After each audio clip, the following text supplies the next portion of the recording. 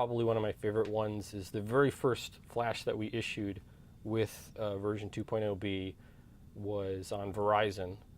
And so one of the things that you'll notice when you look at these charts is that, first of all, the quality of the chart can vary slightly depending on the market you're looking at. Some markets are very, very clear and give you like an awesome wave count, and other markets sometimes it's like, well, this is the best wave count that is possible that we could possibly derive from this data. And so you can look at the wave count that EWAVES gives you and be like, oh, that's really compelling, I'm going to act on that. Or, okay, this one I'm less certain about, so maybe I'll sit on the sidelines and just watch and see how this plays out. So because we deliver that chart to you as a subscriber, you get to look at that and kind of make your own determination on that. On our end, we've been really happy because most of the charts we produce look very good from an Elliott wave perspective. But on occasion, and this is why the program is beta, we'll see when we're like, oh, that's not as good, we'll flag it, we save it in a special place that goes with our this giant test repository that we've been building up for things we need to fix.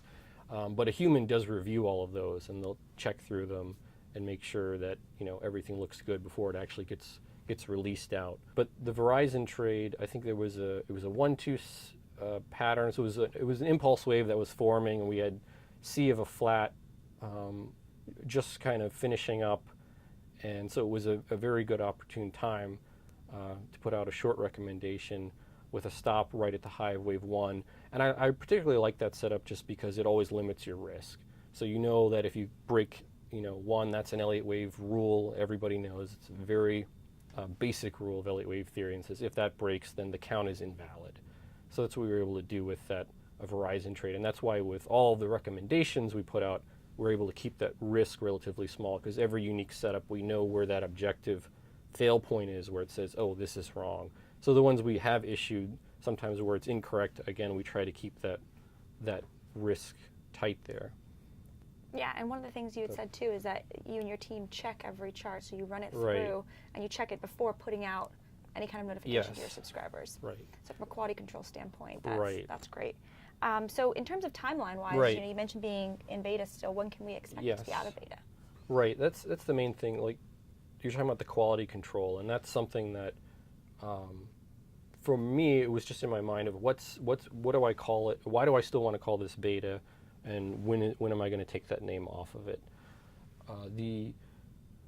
The way I look at it is that when I want to take, there's sort of three stages for EWAVES. There's the pre-human stage is what I call it, which is where EWAVES is very good. It's very able to do things well that a computer can do that maybe a human can't do, like watch 140 markets for a particular setup all day long, kind of like a little radar system for you, and then say, hey, I found one stock that had this setup you're interested in, take a look at it. So that's very cool. But we're not so much interested in what it can do that's those types of things that are better than a person, because we know machines can do those things better. What we're more interested in is the things that are really hard for computers to do well, like looking at patterns and discerning what's there from a very, very messy pattern. And what we'd like to do is take that part of the program to the point where we can say this is equivalent to a human. So where we can say, okay, or not a human, I should say an expert. Because if you look on some of these Elliott wave blogs online, you get the wrong impression of what, maybe not the average human. I should say the best humans are experts at the Elliott wave principle. And I think when we reach that point, which I anticipate we will with version 2.1, because we have a pretty clear idea of what things, the most critical parts of the program are that we need to improve on to get to that level, then I anticipate we'll be to the point where we don't really need a quality control person, because every time we look at something, we're like, you know what, that's the best anybody could have ever labeled that piece of data, as well as getting metrics for how good that is as well. Like the program could deliver the count and also tell you, hey, we think this has a 90% probability or some probability of being correct. So it give you all that information in one with your chart. So that's sort of stage 2 is that human equivalency, and that's when I'll take the beta off. When I say, okay, we no longer need someone to babysit it, we'll take that off, and I anticipate that'll be the next version. And then after that is where we just continue to do research on the program until we get to the point where it starts to do better than people. And if you look at the history of I don't know, chess programs is a perfect example. They went through this same thing where it took a long time before they finally got to where they were competitive with human chess players and then grandmaster chess players. And finally, over the past couple, I guess ever since was IBM's Big Blue machine beat Garry Kasparov, that was kind of this turning point. And then ever since then, it's been boring to watch people play against computers because they're so superior. There's no competition. So it sounds like you've come a long way, but you still got a long ways to go. So looking ahead towards the next year or two, what really excites you about EWAVES?